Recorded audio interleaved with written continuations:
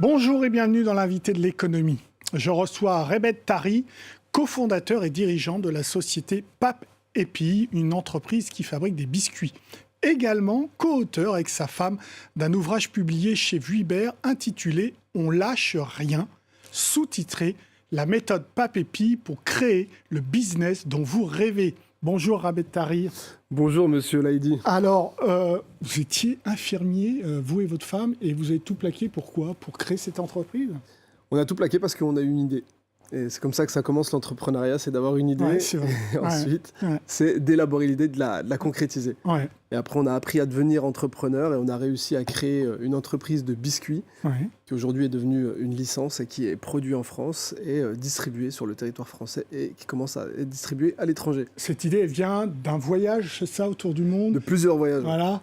Et donc, vous avez aimé quelques saveurs, vous êtes dit pourquoi pas les lancer en France? C'est né de rencontres déjà. Ouais. Déjà, c'est ce qui caractérise notre parcours, c'est qu'on a rencontré énormément de gens autour de la planète qui nous ont transmis des recettes du monde entier. Et c'est quand on est revenu en France qu'avec Fatia, on a eu l'idée de refaire ces biscuits du monde, comme la corne de gazelle que vous devez connaître. Par contre, on l'a retravaillé, on en a fait une bille de gazelle. Alors, la bille, ça veut dire quoi? C'est marketing ou c'est vraiment un concept culinaire? C'est un concept parce que c'est de se dire, quand vous mangez une corne de gazelle, c'est souvent trop. Et quand vous êtes à un mariage, vous devez goûter plein de biscuits et c'est toujours difficile de manger tout sans attraper le diabète. Donc on s'est dit, tiens, on va travailler un format snacking facile à manger qui, en une bouchée, vous retrouvez tous les goûts et les marquants du biscuit original. Et en une bouchée, vous pouvez voyager. Et vous n'étiez pas du tout de la partie, mais vous vous lancez là-dessus. Exactement. Vous prenez énormément de risques. On a été obligés parce que personne ne croyait en nous. Vous vendez votre maison. Parce que nous, on croit en nous, on vend la maison et on va au bout du projet en se disant mais on va arrêter que nos ambitions soient étouffées, on va arrêter d'être dépendant des autres parce que bon, moi si j'avais demandé à mon papa de me donner 100 000 euros pour créer ma boîte, il m'aurait dit toi donne-moi 100 000 euros. Donc ça aurait été compliqué et du coup avec Fatia on s'est dit mais là il faut qu'on prenne notre destin en main et il faut qu'on y aille et parce qu'on y croit. Et on a bien fait parce qu'aujourd'hui, c'est une entreprise qui s'est bien développée. Ouais. Alors donc ça part juste avant le Covid, ce démarre 2019, septembre 2019, on commence à produire et très rapidement, il y a un engouement autour du biscuit, autour de la marque. On commence vraiment à avoir une belle poussée et on est stoppé net à cause du Covid et de la crise sanitaire. Qu'est-ce qui se passe là? Plus de vente, plus rien? En fait, quand on est une innovation comme ça, vous êtes une innovation, quand vous arrivez en magasin, il faut faire des dégustations pour faire adhérer les gens. Et oui. Donc à ce moment-là, nous, on ne pouvait plus faire de dégustation, on ne pouvait même plus aller démarcher les magasins pour vendre, tout était bloqué.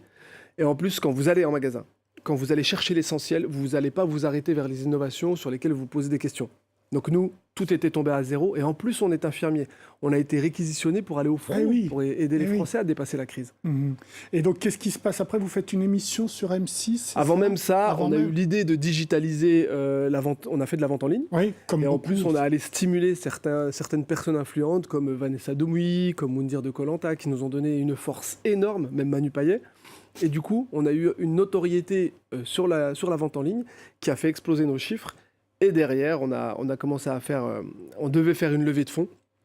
Et tout ça, tout est raconté dans le livre. Et on devait faire une levée de fonds. Et comme on connaissait personne, on n'avait pas de réseau, et ben, je me suis fait passer pour un livreur Chronopost. Et je suis allé directement chercher Anthony Bambon. Pour rencontrer quelqu'un auquel vous n'aviez pas accès. Pas accès, donc, et puis en 15 minutes, il m'avait entendu... Vous vous déguisez en livreur de Chronopost. Ouais, et du coup, c'est là que ce qui caractérise quand même votre démarche, c'est le culot. C'est l'audace et le culot, faut oser parce qu'aujourd'hui, nous, quand on a commencé au début, on ne connaissait personne. On n'avait pas de réseau, on n'y connaissait rien au monde de la distribution et on n'avait pas de contact. Et quand on demandait des contacts aux autres, tout le monde nous fermait la porte, nous disait « Ouais, mais bon, tu comprends, un mail, c'est compliqué. » Et du coup, on a dû vraiment aller défoncer les portes, passer par la cheminée quand la fenêtre était fermée, donc pour aller chercher nous-mêmes notre chance. Et c'est ça qui a caractérisé dès le début Pape & Pille. On est même allé stimuler des politiques. Le premier, c'était Laurent Wauquiez, à qui je suis allé lui dire, mais très honnêtement... la région Auvergne-Rhône-Alpes. Parce qu'on était d'Auvergne-Rhône-Alpes. Pardon. Et du coup, je suis allé lui dire, parce qu'il était avec un discours en disant on aide les entrepreneurs, on est là pour les accompagner au début. On lui a dit, mais nous, vous n'avez pas fait. Vous allez jusqu'à toucher le président de la République, vous rentrez à l'Élysée. Bon, c'est incrusté à l'Élysée. Et vous pour filmez. Mais c'est ça, notre marque de fabrique. Dans tous les coups d'audace qui sont racontés dans ce livre-là, eh ben, on a toujours tout documenté, mais vraiment depuis le début. Ouais. Depuis le début, c'est ce qui a fait que ce livre, il est vraiment circonstancié. Donc, si vous lisez ce livre du début à la fin, vous avez tout notre parcours. Ouais, il y a des QR codes qui renvoient à des vidéos. Qui renvoie à des vidéos. Ouais. Donc, c'est un livre qui se lit et qui se regarde. Ouais. Et en fait, on a tout documenté parce que si je vous raconte juste les histoires comme ça, Comment vous avez attrapé le président de la République? vous m'auriez dit, ouais, bon, c'est bon, lui, c'est un bon flûtiste. Ouais. Et en fait, du coup, dès le début, on a compris qu'on vivait quelque chose de différent et on l'a documenté de A à Z. Et aujourd'hui, la résultante, c'est ce livre. Et ils vous ont ouvert des réseaux, tous ces gens-là? Énormément. C'est vrai? Énormément. À l'Élysée, on vous a L'entrepreneuriat, c'est ouvert ça. des réseaux. Ah oui, oui, clairement. Hein. Ouais. Ouais, parce qu'en fait, quand je suis allé voir le président de la République, c'était pas juste pour lui serrer la main. Il y avait vraiment un but. Et quand je suis allé voir, je lui dis voilà, j'ai des problématiques d'industrialisation. Derrière, il y a des portes qui se sont ouvertes très fortement et ça a accéléré vraiment Vous l'industrialisation. fabriquez en France? Tout est en France. Tout dans le nord de la France? Alors, dans le nord, c'est le siège, mais c'est dans le sud de la France. Et là, on s'est mis en partenariat avec un biscuitier qui s'appelle Cyril. Et là, aujourd'hui, on est en train de sortir, vous goûterez, ça, c'est les nouvelles références. Vous allez voir, c'est vraiment canon. Et nous, on est très, très fiers. Vous êtes dans un salon et vous dites, là encore, c'est du culot. Il y a le PDG de Total, vous dites, non, il ne m'intéresse pas. Puis, paf, vous vous retournez, mais si, il m'intéresse, c'est son réseau de distribution dans les stations-service. Cette vidéo a beaucoup fait parler. Elle est étudiée à l'ESSEC, à HEC, parce qu'en fait, c'est spontanément. J'avais tellement de gens qui me demandaient, mais comment tu fais pour parler à des gens importants? En fait, j'en ai fait un tuto. Et je l'ai fait en live. Et on voit dans la progression de la vidéo qu'on a l'impression que ça floppe. Et il se passe un truc derrière incroyable qui fait qu'avec cette vidéo et Patrick Pouyanné, on a ouvert 2500 points de vente en quelques mois. Et c'est du jamais vu. Même lui me dit, mais on n'a jamais fait ça. Il m'a dit, il y a une Donc telle ça marche, le énergie, culot, quoi. Bien l'audace, sûr. ça. En fait, il faut... on est tellement nombreux. Aujourd'hui, il y a 1 million d'entrepreneurs, d'entreprises qui se font, qu'en réalité, il faut se différencier. Et la différence fait qu'on devient original et on devient Ouais, mais remarquable. tout le monde n'a pas votre personnalité.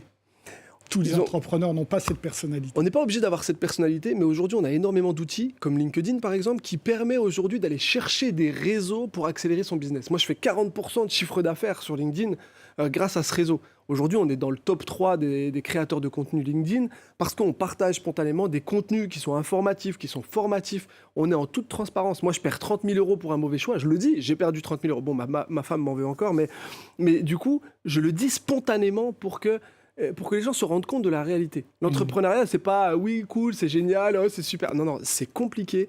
C'est un choix qui a des conséquences sur la vie privée. C'est un choix de vie. Ouais. Exactement. Ouais. Et ça, je pense que cette transparence-là, c'est un devoir pour nous de l'avoir pour dire aux gens qui vont faire ce choix-là de quitter le salariat, qui est une autre manière de vivre, et de rentrer dans l'entrepreneuriat. Il va y avoir des conséquences, il va y avoir des ascenseurs émotionnels à gérer, il va y avoir des risques que vous allez prendre pour votre famille, dans lesquels il faut être conscient.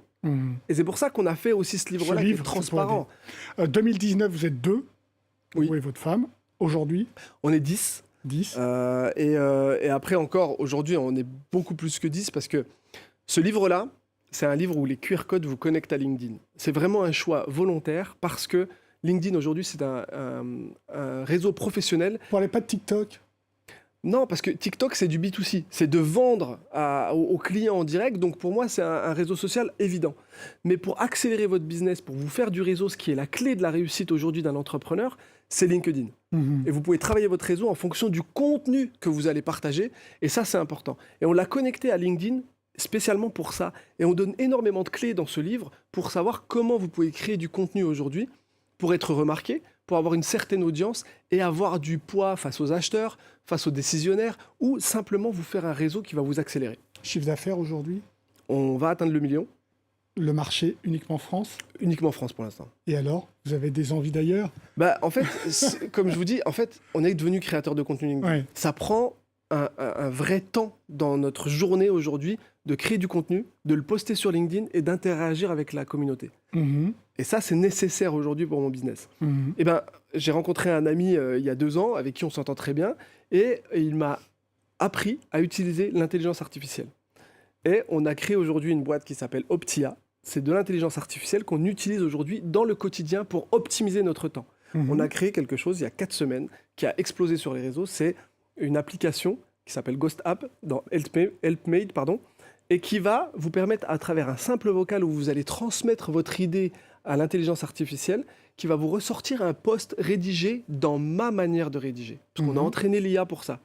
On a créé ça et aujourd'hui, on sait qu'on a 4000 utilisateurs en même pas 4 semaines qui utilisent régulièrement GhostApp.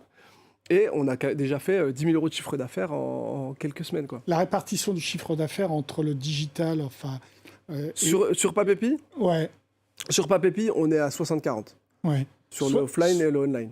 D'accord, ok. Ça, c'est 60-40. Mais aujourd'hui, le biscuit fonctionne bien et il tourne et j'ai mis les équipes qu'il fallait. Et on a créé cette nouvelle boîte aujourd'hui qui a vraiment une mission très importante. Moi, ma maman ne parle pas très bien français. Elle ne sait même pas l'écrire, elle est illettrée. Ouais. Mon papa aussi. Et quand on a créé cet outil d'intelligence artificielle qui fait de la reconnaissance vocale et qui va retranscrire ce que vous dites, la première chose que j'ai fait, je suis allé voir mon père, Et j'ai il pris l'a les liens, utilisé. je lui ai dit, vas-y, papa, parle. Ouais. Il a dit un message. Ouais. Ça lui a écrit.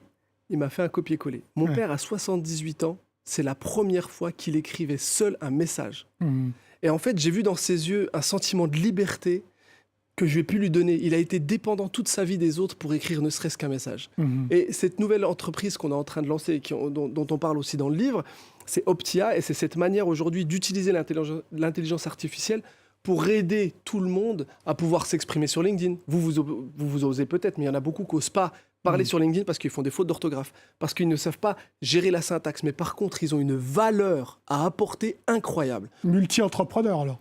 Donc exactement. Et on fait tomber les barrières et on essaie de redonner la liberté d'expression à tout le monde. C'est pour ça que cette application, elle va être entièrement gratuite. Et je suis en train de m'entourer avec des entreprises qui vont utiliser leur RSE, et notamment le Fonds du bien commun, avec qui on est en train de parler, de M. Sterrin, et pour qu'on puisse vraiment appuyer cette initiative aujourd'hui en termes de liberté. Merci beaucoup, Rabed Tahrir, pour vos Désolé, je suis réponses. vachement passionné. Non, mais c'est bien. C'est 12 minutes. L'invité de l'économie est terminé. Évidemment, vous pouvez retrouver cette émission sur france24.com, sur nos réseaux sociaux et sur nos podcasts. Au revoir.